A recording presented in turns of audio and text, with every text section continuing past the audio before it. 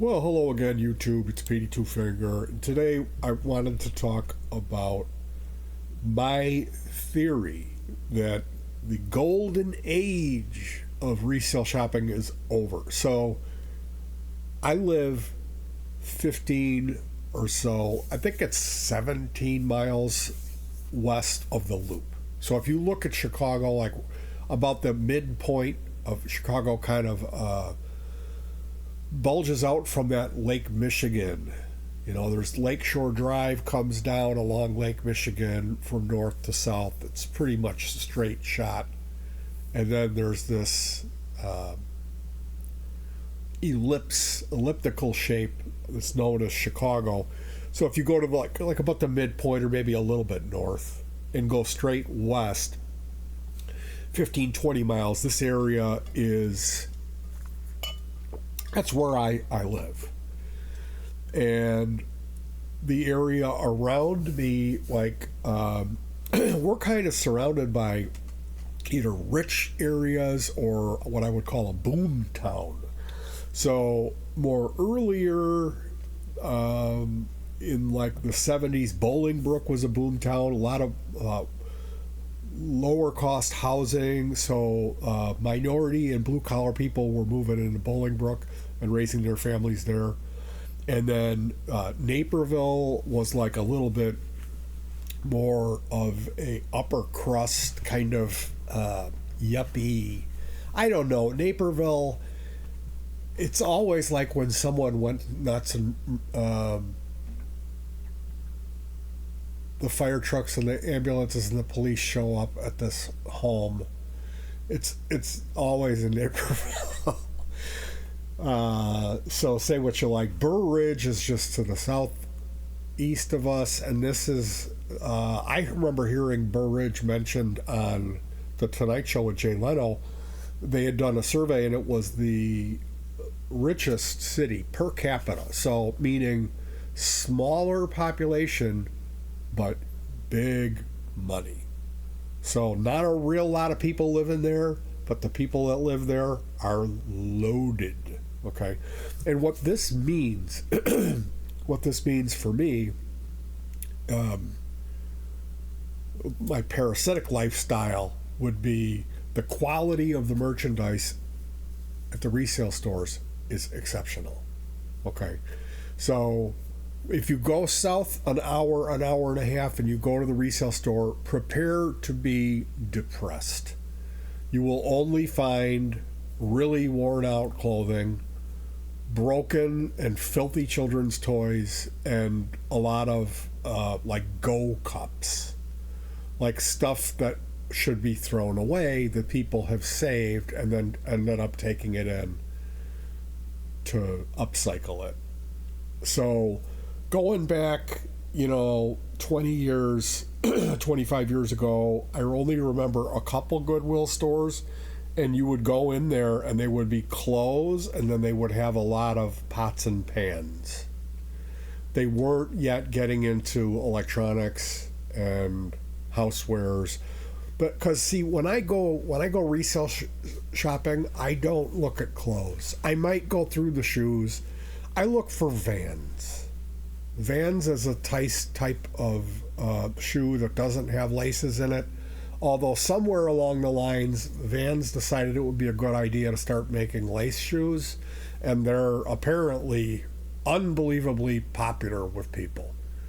Why you would buy a pair of Vans shoes with laces in it is like, this is just like looking at popular music and seeing what's popular on the charts and not being able to have any explanation for that.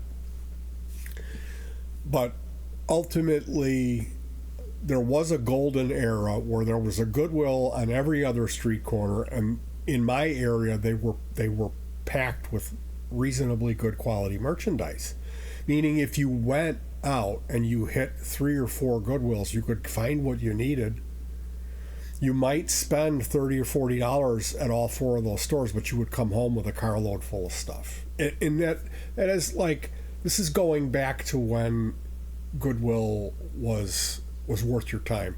Because now, and that's what we're going to talk about, is now. Okay, so yes, there was a golden age for this type of thing, and it is no more. So this picture here harkens back to the golden age.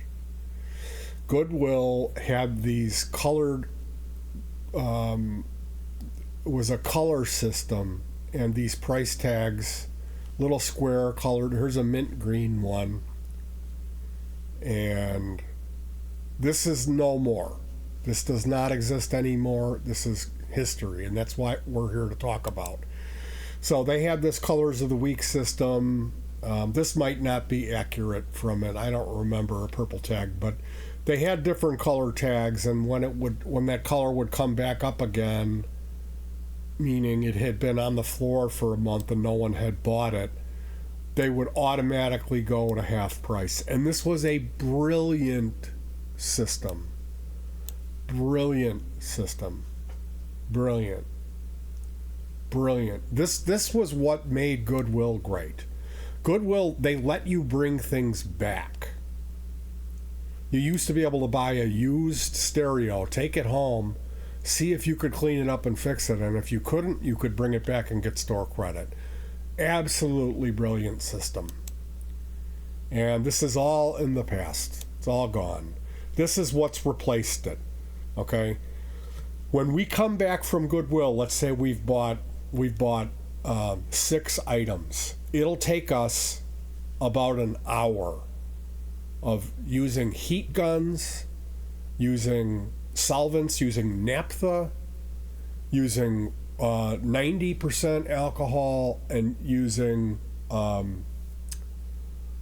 acetone solvents to remove these tamper-proof labels. Okay?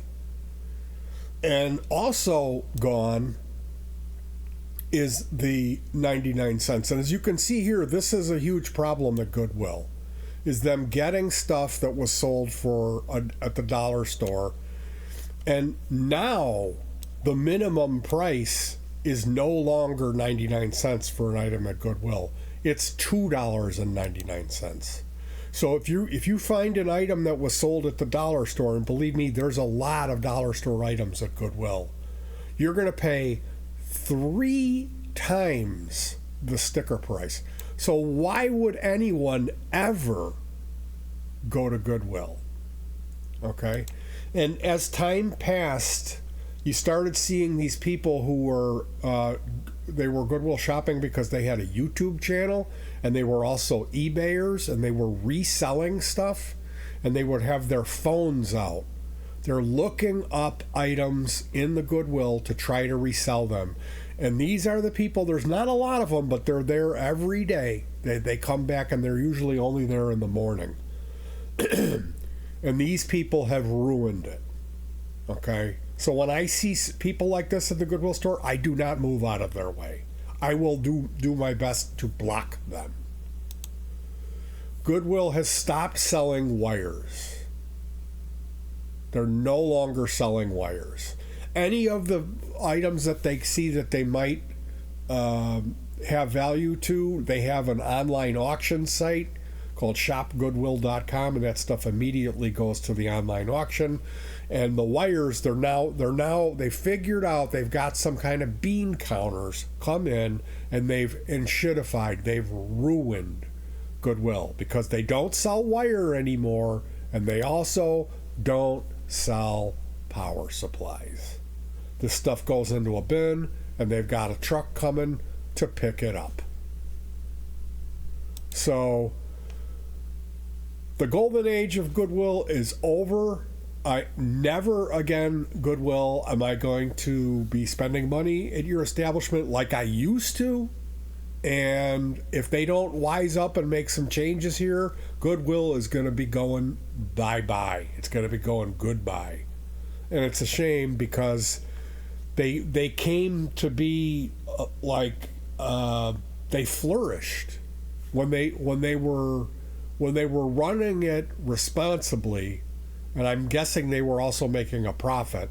And because they made a profit, then in come the bean counters. Oh, let's see what we can do to ruin this.